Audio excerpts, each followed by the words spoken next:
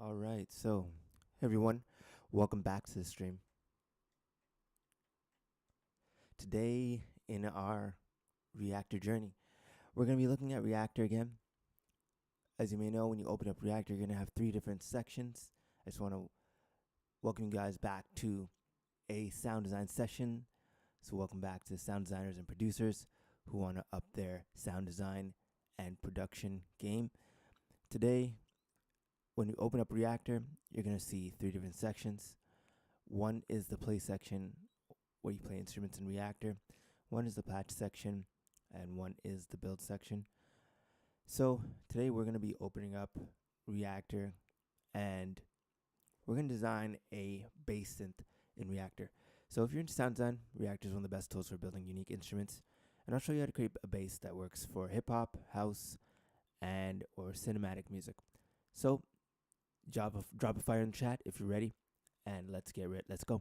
So if we want to jump into it, we're going to open up Reaktor in the build section, and I think today we're going to try something a little more advanced, and I'm going to go into the player section and grab a note in block. So I'm going to need a note in.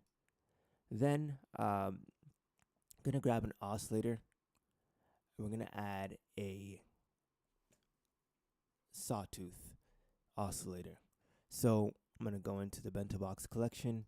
We're going to bring in an oscillator. I'm going to change the waveform to a sawtooth. And then once we have our sawtooth, this will give us our we're going to double it. So we're going to double it with a square wave. The reason for this is because it's going to give us a more powerful sound, more fuller, richer sound. So I'm going to name my oscillators oscillator 1,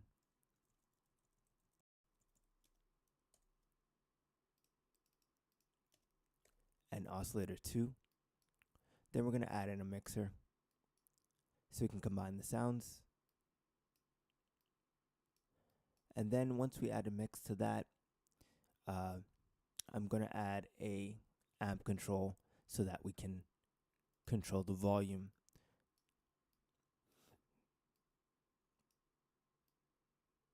So once we have those modules in place, I'm going to reorganize my panel so it looks neat and tidy.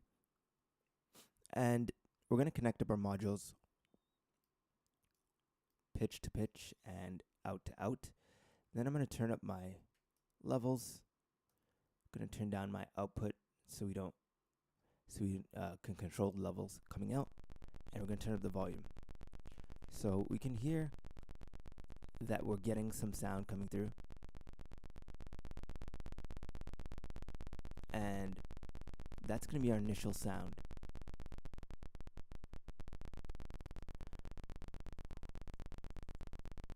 So once we do that, we're going to add a filter so we can shape that sound. So I'm going to go into the bento box collection, add a filter. We're going to shape this tone over time, and we can try it out and make sure it works. So our filter is working, and we're going to set it to low pass. It's already set to low pass, so we don't need to change anything to give us a bass feel. And we're going to modulate the cutoff with an LFO. So I'm going to add an LFO in, and we're going to modulate the cutoff of the filter with an LFO. So we're going to turn up the modulation depth, and over time it's going to modulate that cutoff from lower hertz to higher hertz. As you can see, the circle going around. And we're going to add an ASR so that we have control over our envelope, which is our amp modulation, and we're going to control that over time as well. So I'm going to add a amp. We're going to rename this ADSR envelope to our amp envelope.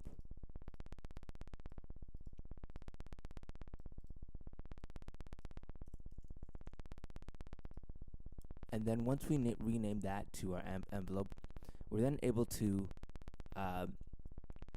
control our amp. So now I'm gonna bring the volume down on my amp, and I'm going to this should actually be connected to the mod. Yeah, that's right. Gate. So we have a modulation source for the amp. Gonna turn up the depth.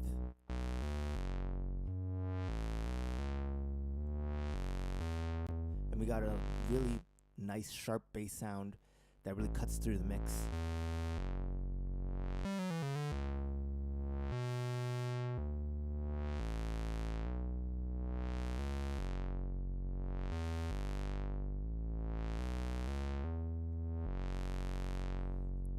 So that's sounding pretty good already. So what we can do to spice that up, make it better, is we can add some wobble effects, maybe play with our attack decay release settings, maybe add a faster attack. Well, this is the fastest attack we have. We can slow it down a little bit, give it a swell-like effect, or we can shorten our decay so that the notes drop off faster. Or we can elongate our sustain to make sure that, or make it medium sustain so it doesn't sustain and ring out as much. But I don't like that, so I'm going to keep it there. Then release is, we can make our release short, so when you press a key, it's shorter or longer.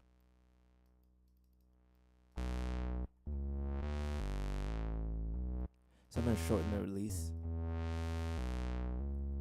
I'll keep it longer. That way I press the key and the notes ring out. So there's many ways we can sharpen or keep our attack, release, decay, sustain, and release consistent and the way that we want it to be. So you can even try lowering the filter cutoff level for a sub-bass feel. Right now I have it at 330 hertz, I think. Looks like 330 kilohertz, 3030 kilohertz. I can lower that to make it sound more subby, or I can increase the LFO wobble speed over time to make it a faster warble or wobble effect. And we can add envelope or decay for more punch with that effect, like so.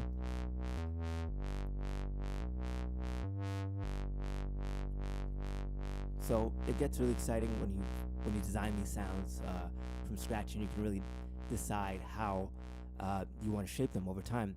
So you can tweak the synth to fit your style, make it more deep or more smooth or more aggressive and more punchy. So I hope you found this helpful. And if you want to learn more about Reaktor and sound design, hit that like and subscribe button.